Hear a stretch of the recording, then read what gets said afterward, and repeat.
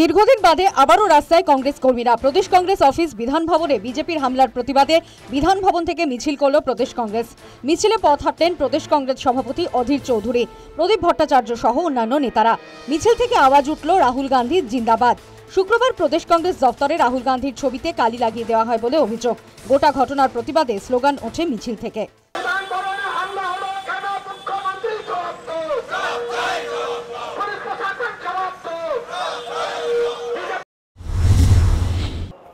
আমরা তো সিপিএমের সঙ্গে দীর্ঘ লড়াই করেছি, এই অফিস থেকেও লড়াই করেছি, বহু মিটিং করেছি, মিছিল করেছি, সংঘাত হয়েছে, সংঘর্ষ হয়েছে।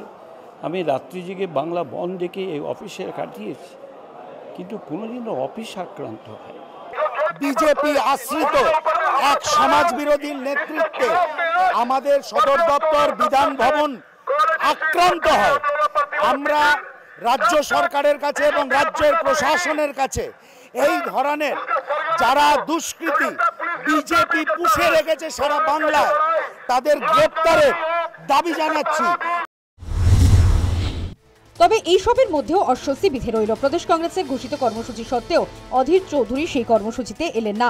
অধীর আলাদা কর্মসূচি পালন করলেন খিদিরপুরে। সেখানে জনসভায় বক্তব্য রাখেন অধীর চৌধুরী। ঘটনায় মূল অভিযুক্ত রাকেশ সিংকে পুলিশ কেন এখনো ধরতে পারেনি সেই প্রশ্ন তুললেন অধীর। ঢিলছোড়া দূরত্বে এনটালি পুলিশ থানা হওয়া সত্ত্বেও কেন পুলিশ আসেনি প্রশ্ন তোলেন প্রাক্তন প্রদেশ কংগ্রেস সভাপতি। যদি প্রশ্ন করি যে ওই এলাকার তৃণমূলের কোন ঠেক যদি কেউ হামলা করত, তাহলে কি সেখানকার পুলিশ তাদেরকে রক্ষা করতে আসতো কি আসতো না? দ্বিতীয় কথা, এই হামলার এতক্ষণ পার হয়ে গেল, কালকে হামলা, আজকে বিকেল হয়ে গেল, এখনো পর্যন্ত মূল অভিযুক্ত কিন্তু গ্রেপ্তার হলো না। আমরা এইখানকার তৃণমূল সরকারকে, কলকাতার পুলিশের কাছে জানতে চাই, কোন আতাতের কারণে, কোন সমঝোতার কারণে এখন পর্যন্ত পুলিশ, যে পুলিশ তৃণমূলের দাসত্ব করে, যে পুলিশ তৃণমূলের পা চেটে সকাল থেকে রাত পর্যন্ত তাদের চাকরি জীবন পার করে, সেই পুলিশের এখনো পর্যন্ত কেন সেই মূল অভিযুক্তকে ধরা সম্ভব হলো না? মূল অভিযুক্ত রাকেশ সিং এর বিরুদ্ধে একাধিক ধারায় মামলা দায়ের করা হয়েছে। রাকেশ সিং এর বাড়িতেও যায় পুলিশ, কিন্তু রাকেশ সিংকে পাওয়া যায়নি বলেই জানিয়েছে ওয়াটগঞ্জ থানার পুলিশ। এর মধ্যেই রাকেশ সিং এর একটি ভিডিও বার্তা সামনে এসেছে। তার বিরুদ্ধে খুনের চেষ্টার ধারা প্রয়োগ করা হয়েছে বলে অভিযোগ রাকেশের।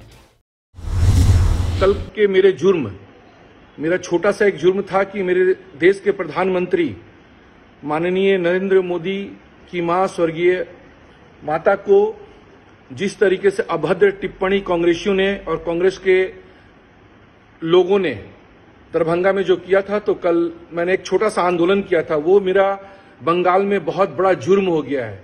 तो ममता की पुलिस, अभिषेक बनर्जी की पुलिस, कांग्रेस की पुलिस और बांग्लादेशी एक एजेंट है यहां पर बंगला पोखो का पुलिस, इन लोग का पुलिस, जो पुलिस डर के मारे अलीपुर थाना में ढुक जाता है और अनुब्रतो मंडल जो मां बहन को रेप करता है, पुलिस वालों की मां बहन को रेप करता है, वो पुलिस कल मेरे घर में आया बड़े दल बल के साथ।